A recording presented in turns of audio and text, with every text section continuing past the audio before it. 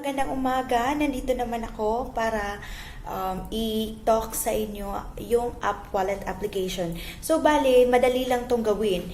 Punta kayo sa Play Store, tapos i-ano nyo yung App Wallet Global.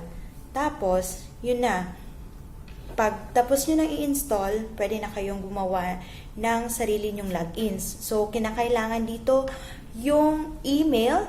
Tapos, paglagay nyo sa email, may password din ito.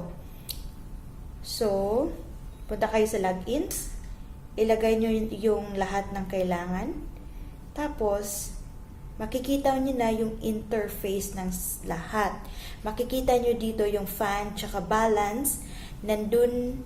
So, sa fund at saka balance, may asset at saka transaction. Makikita nyo yung UPC, mga Bitcoin, at yung ibang currency. Tapos, sa portfolio, meron din dito yung trading.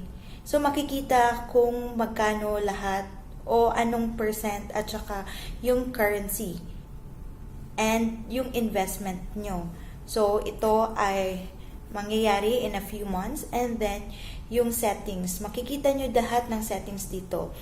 May yung language na gusto nyo, yung currency, ilagay nyo yung two-factor authentication setup. So, maganda dito dahil secured yung application. So, every time magla-login kayo, may notification ito sa email. Tapos, pwede nyo rin gamitin yung fingerprint nyo para kayo lang ang makakalagin. At dito, makikita nyo lahat sa App Wallet na application, lahat ng gusto nyo. Tapos, nandito rin yung total value ng pera nyo. So, yan lang. Yan lang sa ngayon.